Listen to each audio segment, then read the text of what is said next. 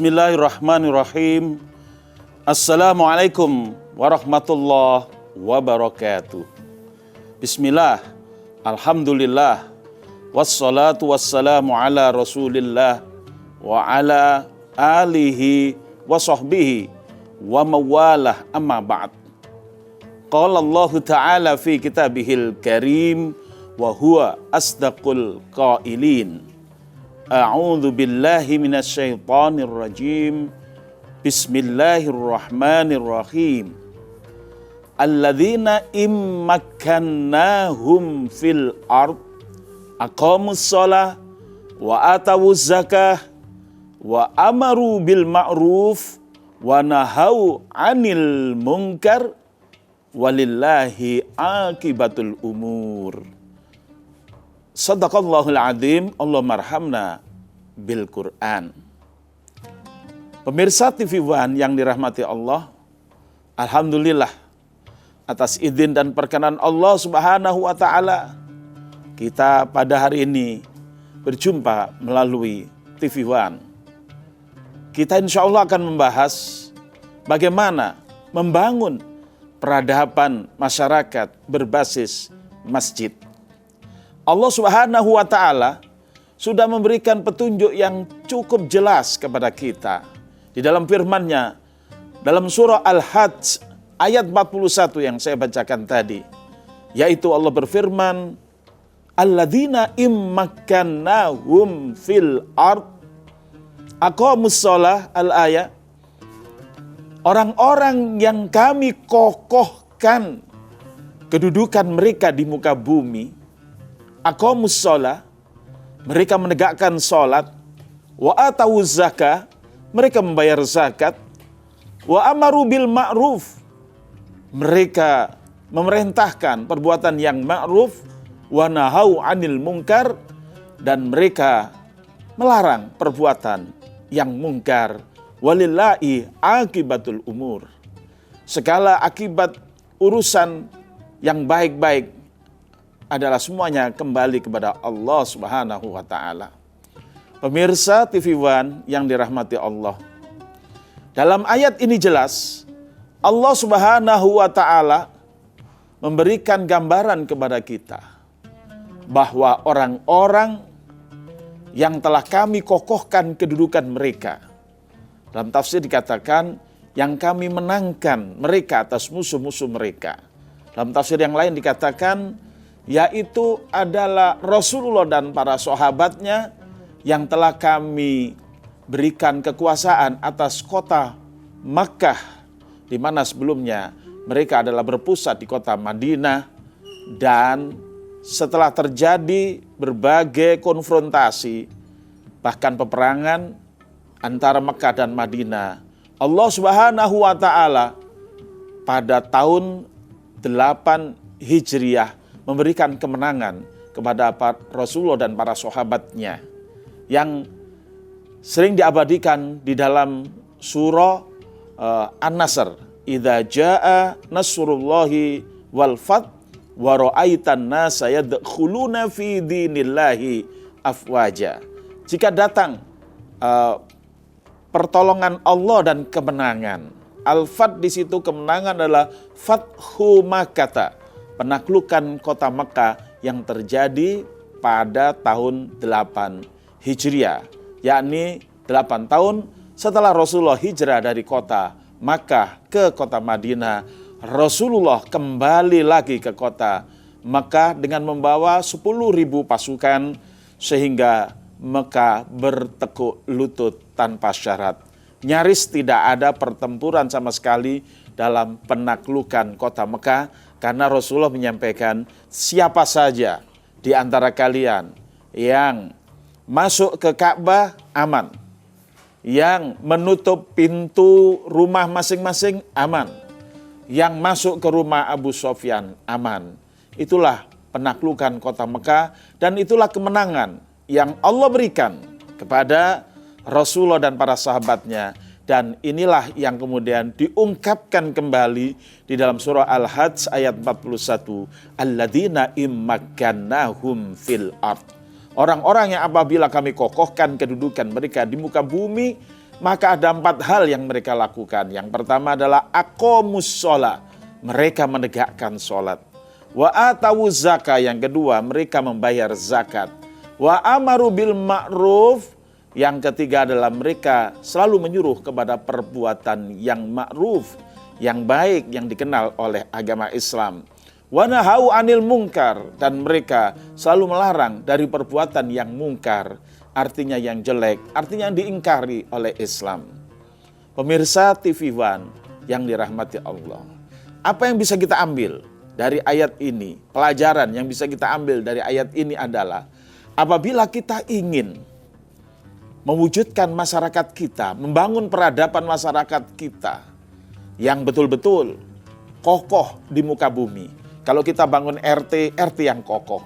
Kalau kita bangun RW, RW yang kokoh. Kalau kita bangun desa, desa yang kokoh. Kalau kita bangun kota, kota yang kokoh. Kalau kita bangun negara, negara yang kokoh. Maka 4 pilar yang perlu diperhatikan oleh siapapun yang berkuasa. Siapapun yang ingin dikokohkan kedudukan mereka di muka bumi. Ada 4 hal yang harus diperhatikan. Yang pertama adalah wajib menegakkan sholat di tengah-tengah masyarakatnya. Yang kedua, yang sholat itu bagaimana dibina ekonominya agar membayar zakat.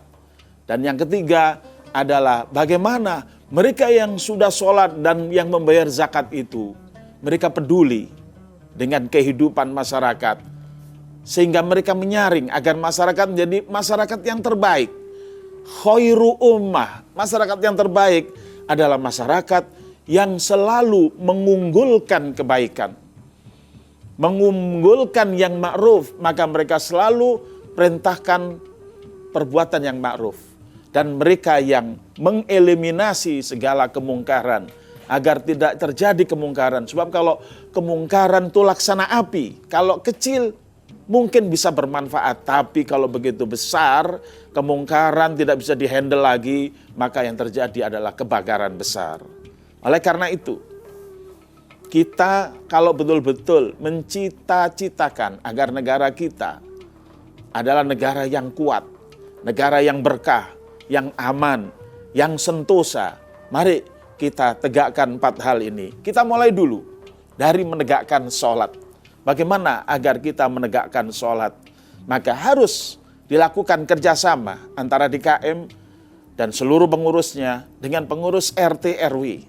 Karena hakikatnya RT RW adalah pimpinan, walaupun mereka mungkin informal, adalah pimpinan yang diakui secara formal oleh negara. Di tingkat akar rumput adalah RT RW. RT RW inilah yang punya warga. Rukun tetangga berarti rukun sesama tetangga. Ketua RT adalah yang dipilih oleh orang-orang yang ada di lingkungan RT untuk menjadi pemimpin di antara mereka. Oleh karena itu ketua RT otomatis mereka adalah orang-orang yang dipercaya oleh tetangga-tetangganya.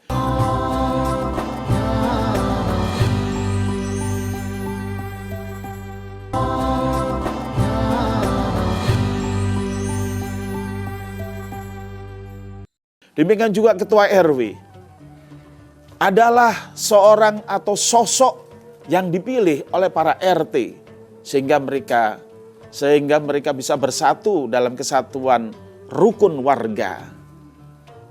Ini tidak boleh dibiarkan oleh ketua DKM dan seluruh pengurus DKM.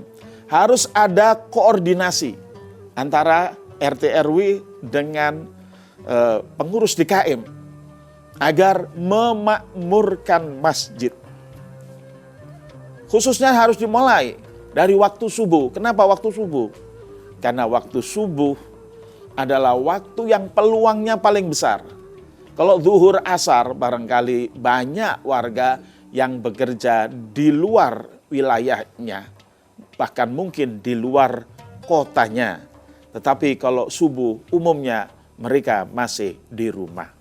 Di samping itu, sholat subuh berjamaah adalah sholat yang memiliki keistimewaan di antaranya.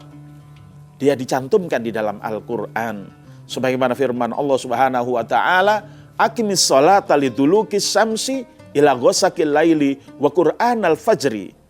Inna qur'anal fajri kana masyhuda. Tegakkanlah sholat, laksanakanlah sholat. Aqimis sholata liduluki syamsi ila ghasaqil laili. Dari tergelincirnya matahari hingga gelap malam. Ini menyangkut 4 sholat sekaligus. Duhur, asar, maghrib, isya. Wa qur'anal fajri, dan sholat subuh. Wa qur'anal fajri, sekalipun Quran fajar itu secara letterleknya artinya adalah Quran yang dibaca pada waktu fajar. Tapi maksudnya jelas adalah sholat subuh. Inna qur'anal fajri kana masyhuda. Sesungguhnya sholat subuh disaksikan oleh para malaikat. Dan malaikat mendoakan kepada siapa saja yang hadir dalam sholat subuh berjamaah di masjid di lingkungannya masing-masing. Di samping itu baginda Rasulullah SAW juga memberitahukan fadilah atau keutamaan sholat subuh berjamaah. Dalam sebuah hadisnya Nabi bersabda, man sholat subha fi jama'atin ka'annahu sholat lailan kullahu. Siapa yang sholat subuh berjamaah, maka dia mendapatkan ganjaran seperti sholat malam semalam suntuk. Luar biasa, semalam suntuk berarti habis isya hingga menjelang fajar. Maka orang yang subuh berjamaah, walaupun semalaman dia tidak sholat malam, tetapi dengan subuh berjamaah dia mendapatkan pahala seolah-olah telah memenuhi waktu malam dengan sholat kepada Allah Subhanahu wa Ta'ala. Dalam hadis yang lain, Nabi bersabda, man sholat subha fahuwa fi dhimmatillah. Siapa yang melaksanakan sholat subuh berjamaah, maka dia dalam dhimmatullah, dalam jaminan Allah, baik jaminan sosial maupun jaminan keamanan. Jaminan sosial fi domanillah, jaminan keamanan fi amanillah. Dan dalam hadis yang lain lagi, Nabi berdoa untuk umat Islam yang melaksanakan sholat subuh berjamaah. Oleh karena itu, kenapa kita perlu memulai gerakan untuk membangun peradaban masyarakat berbasis masjid, dimulai dengan sholat subuh berjamaah, karena faktor-faktor di atas dan terutama adalah keberkahan saat subuh, di mana baginda Nabi mendoakan untuk umatnya, Allahumma barik li ummati fi bukuriha. Ya Allah, berkahilah umatku pada subuh pagi hari. Oleh karena itu perlu diperhatikan oleh seluruh pengurus DKM di seluruh wilayah Negara Kesatuan Republik Indonesia, hendaknya mulai hari ini menggerakkan, apalagi setelah Allah sudah berikan latihan kepada kita semua agar mengisi bulan Ramadan sepenuhnya, diantaranya adalah dengan tarawih, dengan subuh berjamaah. Insya Allah bulan Ramadan beda dengan bulan-bulan yang lain, karena bulan Ramadan juga merupakan bulan yang penuh berkah. Sehingga dengan dipenuhinya sholat subuh berjamaah, setelah terlatih dari sholat subuh di bulan Ramadan, sholat tarawih di bulan Ramadan, insya Allah ada gerakan yang sistematis di masjid-masjid kita menghidupkan gerakan sholat berjamaah. Dan selanjutnya perlu kita bina agar jamaah kita yang sholat yang hari ini mungkin masih kebanyakan adalah mereka sholat tapi tidak bayar zakat. Sedangkan yang bayar zakat tapi entah sholatnya di mana. Ini muncul satu gerakan bahwa yang sholat di masjid juga yang bayar zakat. Bagaimana caranya? Maka yang kaya-kaya harus ditarik ke masjid, dan yang sudah biasa di masjid tapi belum kaya, bagaimana diwujudkan mereka menjadi kaya. Oleh karena itu, usaha-usaha ini akan membuat kita menjadi masyarakat yang punya peradaban. Mereka yang sholat pasti akan lebih baik, karena sholat mencegah perbuatan yang keji dan mungkar. Dan mereka yang bayar zakat insya Allah lebih suci, lebih bersih karena hartanya dibersihkan. Mudah-mudahan dengan kekuatan itu semua, maka mereka bisa melaksanakan amar ma'ruf nahi mungkar. Amar ma'ruf nahi mungkar ini hanya bisa dilakukan oleh mereka yang punya ilmu. Oleh karena itu, harus dikerjakan oleh pengurus masjid bersama ketua RT dan ketua RW yang telah mengerahkan seluruh masyarakatnya, mayoritas masyarakatnya, kalau tidak keseluruhan, maka mereka harus mengadakan taklim yang banyak. Karena kebanyakan yang kita jumpai di masyarakat, masjid-masjid yang paling banyak jamaahnya adalah masjid-masjid yang paling banyak taklimnya. Oleh karena itu dalam hal ini harus menjadi perhatian oleh pengurus masjid. Jangan sampai masjid hanya dipakai untuk sholat. Apalagi kalau sholatnya subuhnya cuma satu soft, atau istilahnya ada ya sholat one man show.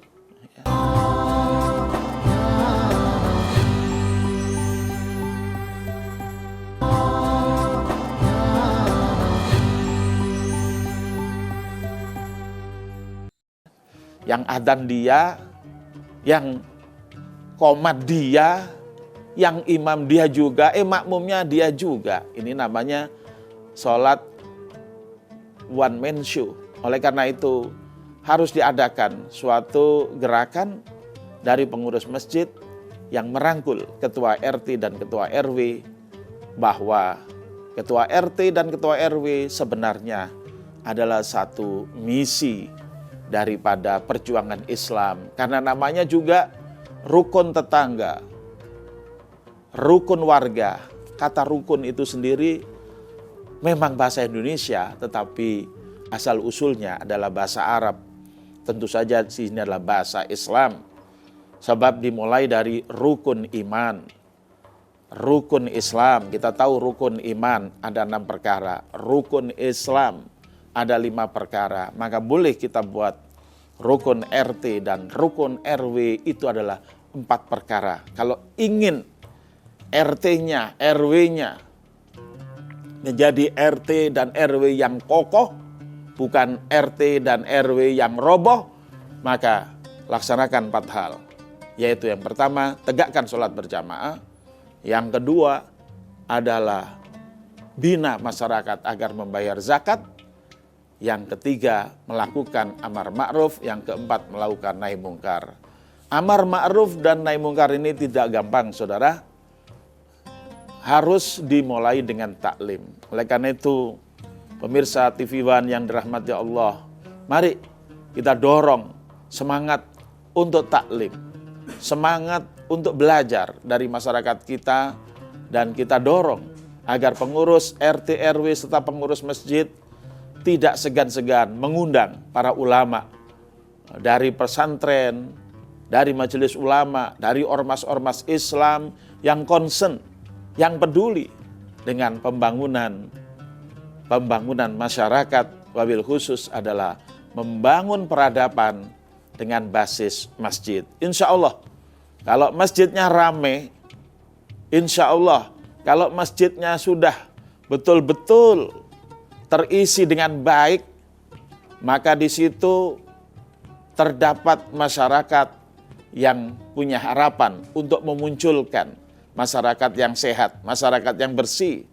yang selalu dibacakan ayat-ayat Allah, yang selalu dibacakan perintah-perintah Allah, diterangkan hukum halal haram dan sebagainya, maka insya Allah masyarakat yang bersih akan terjadi.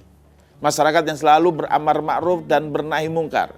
Masyarakat yang menjauhkan diri dari berbagai kekejian dan kemungkaran. Karena sholat sendiri adalah inna sholata tanha anil faksya'i wal mungkar. Sesungguhnya sholat mencegah dari perbuatan yang keji dan mungkar. Dan pembangunan masyarakat dengan basis masjid yang disebut dengan 4 perkara tadi telah dijamin oleh Allah menjadi masyarakat yang kokoh, yang berkah, yang aman dan sentosa.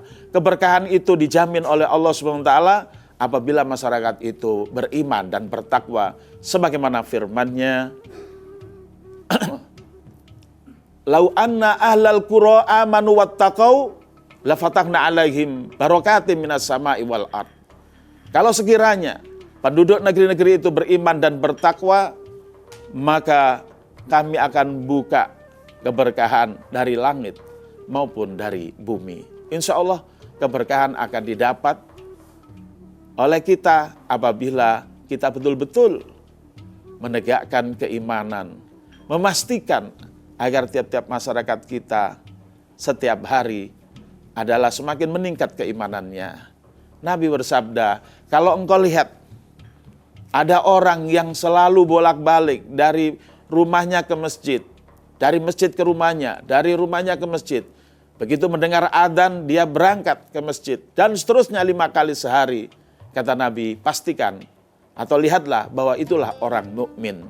Kita perlu meningkatkan kualitas masyarakat kita yang tadinya hanya muslim menjadi mukmin dalam rangka menyongsong keberkahan dari Allah Subhanahu wa taala. Mudah-mudahan masyarakat kita dari Sabang sampai Merauke diberikan taufik dan hidayah oleh Allah Subhanahu wa taala dikarenakan betul-betul memegang teguh keimanannya, betul-betul bertakwa kepada Allah, dikarenakan selalu melaksanakan sholat, selalu membayar zakat, dan selalu beramar ma'ruf nahi mungkar dengan ilmu, tidak dengan emosi. Maka terwujudnya masyarakat dengan basis masjid ini akan menjamin terwujudnya kehidupan masyarakat yang betul-betul beriman dan bertakwa kepada Allah, dan terwujudnya masyarakat yang beriman dan bertakwa kepada Allah akan menjadi masyarakat yang penuh berkah, diberikan rizki oleh Allah dari langit maupun dari bumi, dan dengan memiliki kekuatan itu semua, masyarakat inilah yang disebut dengan masyarakat yang kokoh. Mudah-mudahan Allah berikan kepada kita semua masyarakat yang kokoh karena keimanannya dan ketakwaannya kepada Allah Subhanahu wa taala, juga karena kesungguhan dari pengurus-pengurus yang ada dalam struktur maupun infrastruktur di masyarakat itu, serta adanya para ulama yang membimbing umaro maupun masyarakat dengan ilmunya yang merupakan warisan dari para nabi, yaitu ilmu Al-Quran dan Sunnah, di mana Nabi sudah menyatakan, taraktu fikum amroini in tamassaktum bihima lan tadillu ba'di abadan kitaballahi wa sunnatan nabi. Kutinggalkan kepada kalian 2 perkara yang apabila 2 perkara itu kalian pegang teguh selamanya, maka kalian tidak akan tersesat selamanya. 2 perkara itu adalah kitabullah dan sunnatan nabi. Mudah-mudahan dengan bertabaruk memohon keberkahan dari Allah Subhanahu wa taala dengan tingkah laku kita, keimanan kita, sholat kita, perwujudan masyarakat kita yang kita bangun dengan basis masjid dan dipenuhinya masjid, dimakmurkannya masjid, bahkan subuhnya seperti sholat Jumat, Allah berkenan memberikan keberkahan kepada kita serta kekokohan kepada kita. Insya Allah negara Indonesia, masyarakat Indonesia akan menjadi masyarakat yang berkah, aman, dan sentosa dunia akhirat, sehingga betul-betul bisa diandalkan di masa yang akan datang. Semoga Allah memberikan taufik dan hidayah kepada kita semua, dan semoga masyarakat kita berjalan sesuai dengan garis-garis yang ditetapkan oleh Allah dalam Al-Quran dan Sunnah. Wallahul muwaffiq ila aqwamit thoriq. Assalamualaikum warahmatullahi wabarakatuh.